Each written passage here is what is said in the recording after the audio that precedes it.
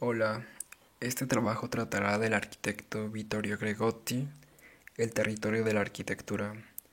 Nuestro equipo está conformado por Aquino Ramírez Ana Paola, Cortés Morales Ana Karen, Cruz Rodríguez Karen Michelle, Hernández Leonardo, Padilla López Alejandro.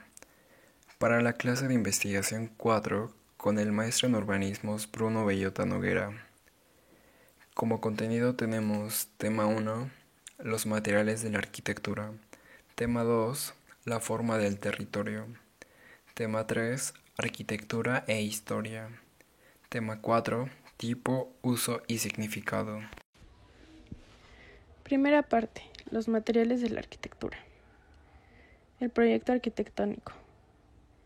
No se puede hablar de proyecto sin hablar de deseo, como un modo de organizar y fijar arquitectónicamente los elementos de un problema a través de la composición. Al proyectar se extiende a todo lo que implique ejecución, del tiempo a la operación que actúe según una dirección determinada y se autoconstruya como significado. La arquitectura se encuentra en una situación especial, hace necesaria una previsión detallada de los elementos del proyecto, la distancia entre el deseo y la satisfacción. Autonomía de la fase proyectual. El proyecto arquitectónico no es aún arquitectura, con un conjunto de símbolos e intenciones arquitectónicas como los planos, cortes, detalles y perspectivas. La función del diseño es el conjunto de proyecto, es naturalmente con abstracciones parciales y no autónomas de la imagen convencional. Interviene esencialmente en la calidad del proyectista distinta del ejecutor. En el futuro, el costo social de la ejecución influirá cada día más. Todos los elementos deberán fatalmente hacerse más precisos y prever siempre más racionalmente los resultados. Arquitectura y método científico. Las ciencias introducen cada día con mayor amplitud en el mundo de la actividad artística. El problema se centra en la preparación de instrumentos que permiten controlar la racionalidad interna del proceso analítico. Las ciencias se presentan al arte como valor primero y propiedad específica del mundo de lo moderno. La racionalización del proyecto puede utilizar todos los sistemas de conexión con la demanda del control ergonómico, de cálculo en términos de costo, beneficio, de racionalización de la relación forma y finalidad. Este proyecto de la relación entre proyecto arquitectónico e investigación científica tiene el de la racionalización de los métodos de producción proyectual y el de promover a un nivel científico las conexiones internas y externas del proyecto. Modelo y utopía. Un concepto perteneciente al tema programa-proyecto que parece poseer caracteres de ambigüedad capaces de representar el punto de tangencia concepto de modelo. Para determinar los límites y características del modelo, debemos establecer una primera distinción y que ésta tenga en cuenta un tipo peculiar de proyecto que denominamos proyecto utópico. Elaboración y transmisión del proyecto. Se han distinguido dos factores en la operación proyectual. Primero, al proyecto como documento e historia. La otra con la organización del proyecto dirigidas a una comunicación con el proyecto.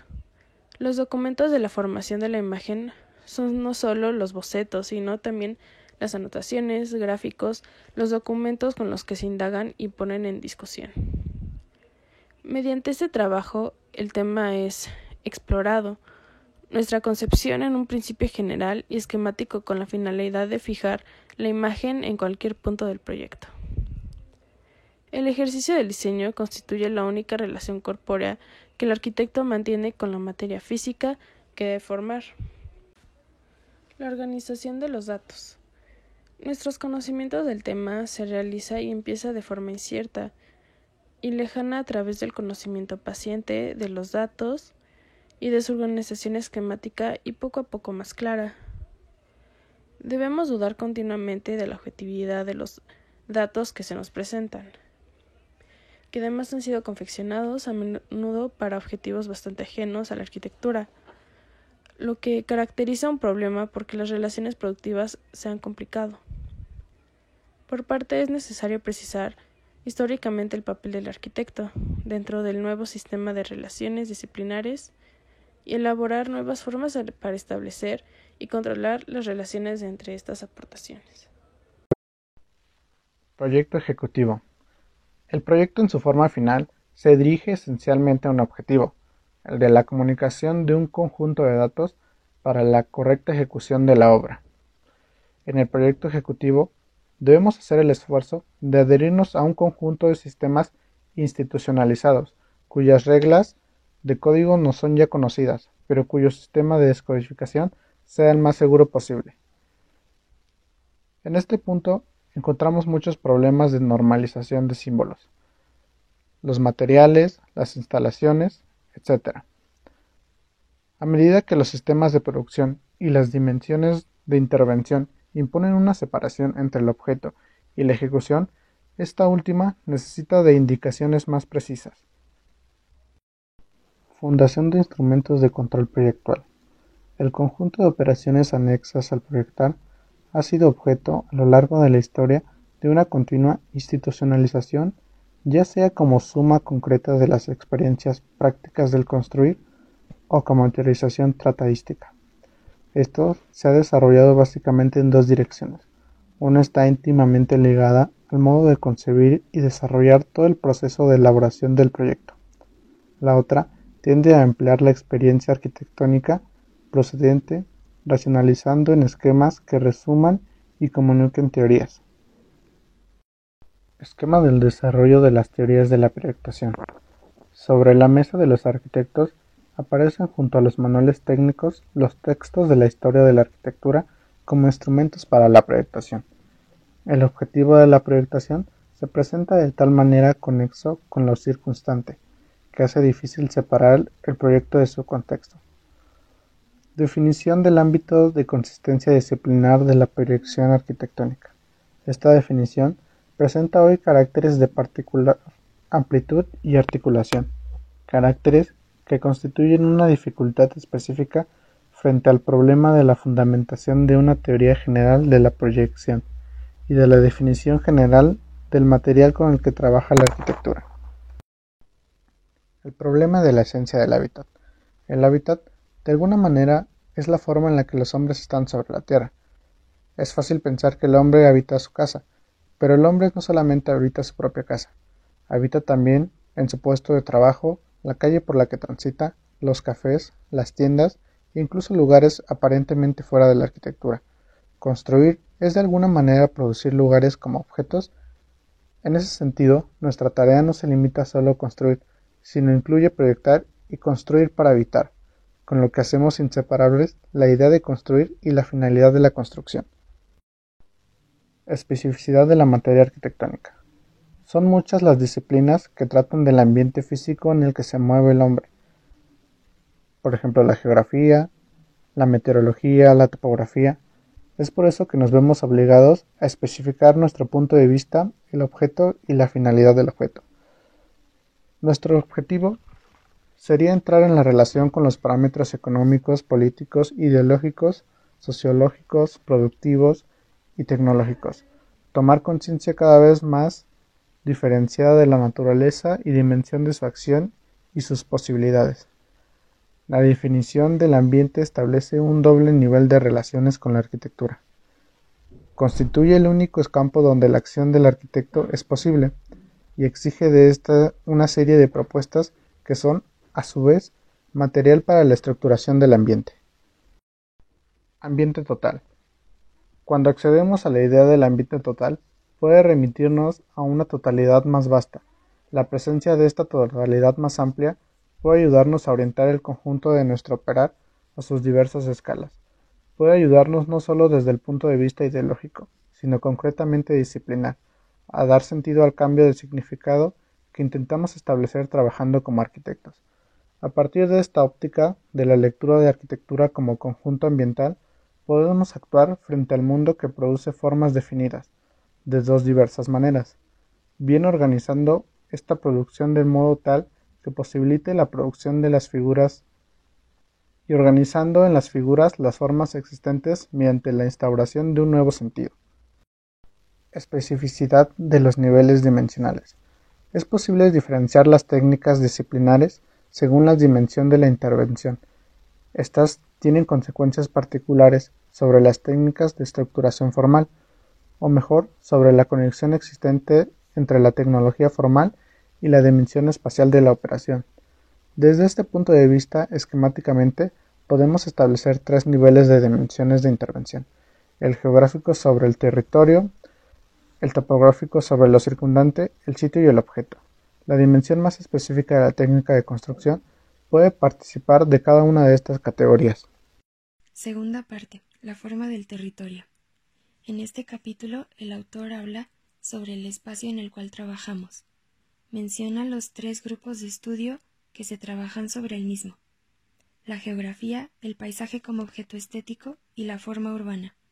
En cuanto a geografía, se refiere a los elementos potenciales del territorio y la forma en que estos se pueden maximizar. Cuando habla del paisaje como objeto estético, nos dice las dos formas en que se puede encontrar: como resultado de un proceso operativo humano o como la existencia material preexistente. Asimismo, nos habla de las distintas intencionalidades que pueden dar como resultado el paisaje, ya sea con una intencionalidad artística preestablecida o mediante un proceso formativo cuya finalidad intencional es diferente de la categoría estética. Posteriormente, toca algunas de las teorías sobre los aspectos formales de la ciudad. Para el autor, la ciudad es un espacio de oportunidad y nos brinda diversas ventajas, como un elevado nivel de sistema educativo y sanitario, nos ofrece una gama de servicios y diversiones más amplia, un sistema más adecuado para reducir al mínimo el control social, una amplia libertad de trabajo en términos de elección y organización sindical, entre otras ventajas. En el siguiente apartado, hace una analogía entre la lengua y la ciudad, y hace referencia a la teoría de Lynch, diciendo que la reorganización del material existente se debe convertir en un trabajo periódicamente necesario. En este apartado llega a la conclusión de que el conjunto de los signos manejados por el hombre en un territorio determinado se estructura como un lenguaje significante de la colectividad y se presenta como memoria colectiva del grupo social. Posteriormente, y como punto más importante, habla sobre el landscape, es decir, el paisajismo. Nos cuenta su historia y su origen. Y después de analizar la misma, nos habla de la importancia de la naturaleza en el aspecto arquitectónico. Plantea algunas problemáticas que existen, siendo estas las principales. La cultura arquitectónica y urbanística, al no tener posibilidad, capacidad ni voluntad de proyectar, se limita a un simple trabajo de defensa frente a las presiones inmobiliarias. Las propuestas son valoraciones independientes, no proyectos elaborados capaces de intensificar el significado y la cualidad del paisaje. Cada territorio está dividido en zonas privilegiadas con específicos valores histórico-naturalistas. Las zonas que no son catalogadas con estas características son abandonadas o disgregadas. Con ello podemos concluir que el ámbito arquitectónico no está integrado a la escala del territorio natural, y a lo largo de nuestro desarrollo nos hemos limitado a proteger el espacio, generando leyes que en su mayoría no se cumplen, por lo que el autor propone que generemos un método en donde le demos la importancia y el valor a la naturaleza y lo veamos como un bien social que se tiene que distribuir. En los últimos apartados de este capítulo hace una reflexión respecto a lo que la naturaleza significa para nosotros y la manera en que nos hemos beneficiado de ella. Asimismo, reflexiona respecto a la explotación que se ha realizado sobre la misma a partir de la industrialización, y nos propone una metodología mediante la cual se cuestiona la manera en que se ha trabajado la arquitectura sobre el territorio, de manera que logremos el objetivo de integrar la naturaleza a la arquitectura. Respecto a ello, el autor nos dice: La naturaleza ha sido sucesivamente para el hombre como una fuerza indomable de la que defenderse, madre e irracionalmente enemiga, benefactora cuyos favores conviene obtener. Por ello, debemos reflexionar si vamos a combatir la naturaleza o nos vamos a habituar a ella hasta penetrarla. Parte 3. Arquitectura e historia. Modalidad arquitectónica de la experiencia. El modo de ser del medio a través del que ésta se nos manifiesta lo denominamos su carácter utilizable. La observación puramente teórica de las cosas nos aparta de la posibilidad de comprender su carácter de utilizables. Pero lo que confirma el hábito donde se mueve todo nuestro vivir cotidiano no son los medios que empleamos para realizar la obra, sino la propia obra. Esta expresa precisamente la multiplicidad de las alusiones dentro de lo que encuentra el medio. No es solamente una obra que hay que construir y que es utilizable para. El propio construir consiste en el empleo de alguna cosa para alguna cosa. Hay implícita en la obra, por tanto, una alusión a los materiales, con el uso del medio y a través de él. Se descubre simultáneamente la naturaleza a la luz del producto natural. Martin Heidegger. De este modo nos percatamos que las experiencias dependen de cada persona y del entorno en el que se encuentre, y este entorno tiene mucho impacto dependiendo del diseño que se le dio. Como lo estamos viendo, el proyecto arquitectónico es muy importante y sus variables pueden dar unos entornos y experiencias diferentes. Historicidad de los materiales de la arquitectura. La arquitectura es materia de historia en cuanto documento para otras disciplinas y además ha asumido durante su evolución a menudo directamente la tarea de testimoniar el acontecer histórico. Al momento de proyectar cualquier objeto que fuera, que sitúa este nuevo objeto en un contexto en el que todos los estratos de la historia están presentes en la forma en que este contexto se presenta en el momento de la acción. No se trata de reglamentar la relación entre lo que existe y este nuevo objeto, y que a partir de esto se disponga el nuevo objeto, sino, por el contrario, de proponer nuevos objetos de valor, si bien existe un análisis de las dimensiones simbólicas de la relación entre significante y significado. 3. Arquitectura e historia de la arquitectura. No se trata de una condición de progreso con relación a lo que la precede, sino más bien de una alternativa a la existencia en el presente de la completa historia de la arquitectura. La historia es el encuentro con el mundo a través de la arquitectura, cuando éste no debe constituirse como limitación, sino como una modalidad de acceso al mundo para conocerlo y transformarlo. Es conocimiento de la disciplina arquitectónica en la última forma en que presenta nuestras experiencias como lo son soluciones, éxitos y fracasos.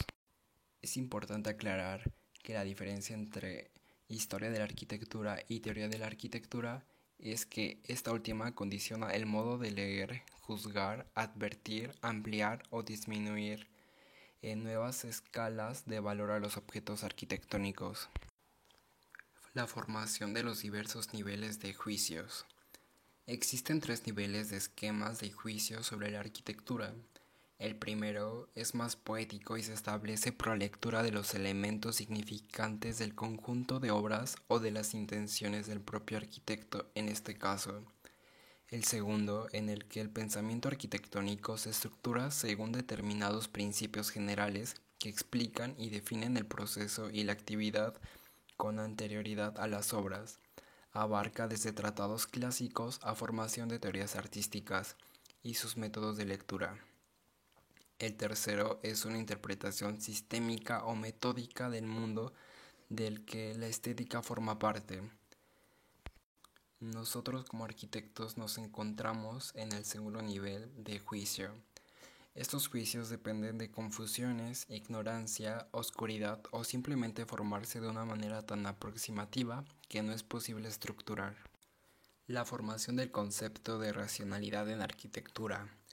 Racionalidad es un instrumento de definición y de juicio. se hace referente a un vínculo bien articulado con el uso, a una disposición racional del objeto, es decir, referirse a la función o a la lógica interna de la construcción arquitectónica. Existen otras definiciones que van desde la idea de un lenguaje estilístico hasta el proceso de soluciones óptimas respecto a un problema dentro de la arquitectura. La máquina, fenómeno moderno, provocó en el mundo una reforma del espíritu. Le Corbusier. Le Corbusier creía que la máquina, como instrumento de racionalidad, es liberación de la necesidad, de la esclavitud de la fatiga y una reelaboración del propio sistema social en cuanto sistema de razón, al hombre a sus necesidades fundamentales.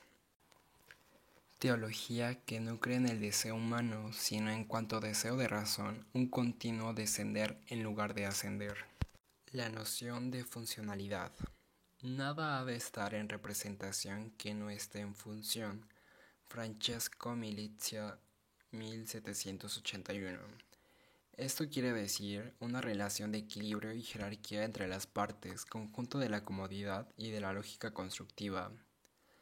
La función de un edificio es quien debe determinar su forma, al igual que la encina expresa la función de encina y el pino la de pino. Louis Sullivan, 1924. Si bien la Bauhaus dedica la instauración de vínculos funcionales entre las necesidades de la sociedad y de los hombres y las soluciones arquitectónicas. Si bien sabemos, la arquitectura es un ordenar el ambiente que nos rodea, ofrecer mejores posibilidades al asentamiento humano. El movimiento moderno actúa más directamente sobre los arquitectos al responder a los problemas en los que nos reconocemos directamente según medios tecnológicos y procesos formales todavía abiertos. Dentro de la cultura de arquitectos, hoy se habla sobre el método, la función, la racionalidad, el compromiso, la vanguardia, la técnica y el arte, atribuyéndose un sentido moderno. Se ha instituido una propia tradición de lo nuevo. Nuestro compromiso con la historia es esencialmente arquitectónico, lo cual limita nuestro punto de vista sobre el mundo, pero también es nuestra única manera de ascender, conocer y actuar sobre él. El interés que nos empuja hacia la arquitectura nace del interior del mismo proceso y se dirige por completo a la utilización proyectual de aquella experiencia, más aún a la utilización de toda nuestra experiencia histórica. La historia nos enseña a tomar conciencia de la esencia de la tradición en la que hemos trabajado y, en primer lugar, de aquello que creemos son las directrices de las posibles transformaciones de la proyectación arquitectónica. Cuarta parte. Uso y significado. En este capítulo lo que nos está hablando es la manera en cómo la arquitectura se utiliza en la sociedad, cómo puede influir en la manera de habitar y la manera de conocer. También cómo son las utilidades y cómo al paso del tiempo la arquitectura se ha ido modificando y con ello también nuestra influencia y colaboración en el proyecto arquitectónico. Complejidad estructural y funcional de los tipos. Nosotros desde hace mucho tiempo usamos la tipología por razones tanto teóricas como prácticas, esto como un ordenamiento general de las experiencias y una sistematización de la materia disciplinar. Acordémonos que esto no quiere decir que la tipología de la arquitectura debe ser simplemente tomada como una organización de deberes, sino que recopila información sobre la manera vivida y busca darle a los espacios esa funcionalidad y esa relación con los demás otros espacios. A partir del concepto de realidad física del ambiente como materia arquitectónicamente maleable, son dos aspectos de lo que dicha materia puede ser analizada a través de la reducción tipológica, que es complejidad funcional y complejidad estructural. Muchas veces como arquitectos nosotros proyectamos de una manera en que queremos que se vea hermoso y que sea funcional, pero debemos acordarnos que nosotros estamos unidos y no podemos estar exentos de la parte estructural. Muchas veces nuestros proyectos pueden ser cambiados por lo mismo y nosotros no debemos verlo como un enemigo, sino como una herramienta que puede impulsar a nuestros proyectos a tener una mejor experiencia. En este libro la tipología se define como el conjunto de resultados y métodos como una materia importante en la arquitectura. también es la complejidad funcional de la materia arquitectónica, sistematizar las funciones de uso viéndose las necesidades hasta la experiencia del mismo. Nosotros la mayoría de veces proyectamos como nosotros hemos vivido y esto lo vamos a plasmar en nuestros proyectos. Nuestro campo, el tipo constructivo. El tipo constructivo se trata de un conjunto de funciones establemente delimitadas que constituyen uno o varios servicios unidos entre sí por relaciones de continuidad espacial. Nuestra manera de pensar y ver las cosas ya tiene un orden, por lo que normalmente en nuestros proyectos debe existir esta secuencia, estas relaciones entre espacios públicos, privados y de servicio, ya que así nosotros hemos crecido y queremos que nuestros clientes se sientan como en casa. La semántica del tipo. Este tiene un significado que asume como elemento de referencia de la vida asociada en la cual se solidifican una serie de juicios de valor sobre la condición histórica, sobre la relación con la tradición y sobre la esperanza en el futuro. Como ya lo habíamos comentado antes, en este capítulo lo que se quiere reiterar es que las proyecciones que hacemos en este momento son maneras en las que hemos vivido y en las que en todo el país y cultura asemeja con el habitar. En diferentes partes del mundo esto no será igual, pero nuestra carrera implica que busquemos diferentes maneras de habitar para así poder proyectar en cualquier parte. Crisis y transformación del tipo. Hasta ahora se ha tenido claro que el problema tipológico no se resuelve solo con resolver el problema distributivo, sino que debemos observar que la invención de un organismo tiene una sede estructural coincidencia tipológica.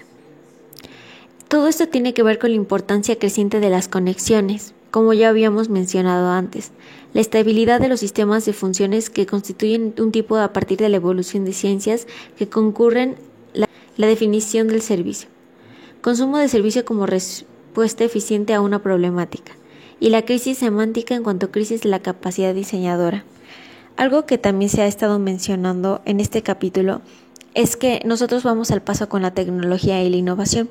Es por eso que nos iremos a uno de los últimos puntos, ya que la mayoría de estos capítulos habla desglosadamente, como podrán ver en la revista, de cómo nosotros proyectamos, la manera en que la tipología toma su lugar y el concepto. Nuevo concepto de la cualidad técnica. Es innegable que la tecnología nos ha traído un alivio en varios aspectos de la construcción, desde hacer un dimensionamiento en 3D hasta poner luz en algún lugar. Pero como dice Vittorio Gregotti, esto puede ser contraproducente para nosotros, ya que perdemos habilidades que antes teníamos que desarrollar porque no contábamos con esta tecnología. Es por eso que es importante que siempre estemos pendientes de todo lo que es el territorio de la arquitectura, porque es nuestro territorio. Conforme ha pasado el tiempo, la manera en que se ha innovado las cosas ha creado nuevas ingenierías y la arquitectura lamentablemente se ha fragmentado en instalaciones, estructuristas, residentes de obras, proyectistas, pero antes no era así. El arquitecto constructor era quien se daba cuenta de los procesos, era quien estaba en la proyección, se daba cuenta en total de las instalaciones y de la estructura. En el momento actual es algo parecido, sin embargo le dejamos gran parte de estas cosas a especialistas. Nosotros al proyectar debemos tener en cuenta que este también es nuestro territorio, que nosotros también debemos especializarnos de alguna manera en cada uno de estos servicios que queremos ofrecer en nuestro proyecto, ya que si vamos de la mano y cuidamos estos aspectos, nuestro proyecto no sufrirá modificaciones o cambios, ya que nosotros, como arquitectos de esta obra, no solamente formamos parte de una proyección, sino que también nos hacemos parte de este proyecto y de toda la comunidad, de lo que es todo alrededor. Es nuestra responsabilidad como arquitectos cuidar de los entornos, cuidar de la historia, cuidar de la cultura, y no es meramente nuestro trabajo como sociólogos o antropólogos hacer esto. Sin embargo, la manera en que nosotros proyectamos la manera de vivir es como normalmente va a vivirse, y nosotros tenemos una influencia sobre eso. Es por eso que nosotros no debemos dar por hecho que simplemente vamos a proyectar un edificio, proyectar una casa, sino que estamos formando parte de una comunidad en la que ponemos estándares para que la gente viva y de esa manera se relacione con los demás y en su propio entorno. Por último, nuestra carrera no siempre va a resolver todos los problemas que se están planteando, sino que con lo que hemos aprendido en nuestra carrera y en la profesión, queremos darle la mejor solución posible, y si no es así, buscar buscar de una manera en que esto pueda resolverse. En esto existe cierta complejidad, fruición en el uso. Sin embargo, esto es parte también de la arquitectura. Esto es parte de nuestro territorio. Apasionarnos por nuestra carrera, nuestra profesión y buscar cada día nuevas herramientas para mejorar la calidad de vida humana.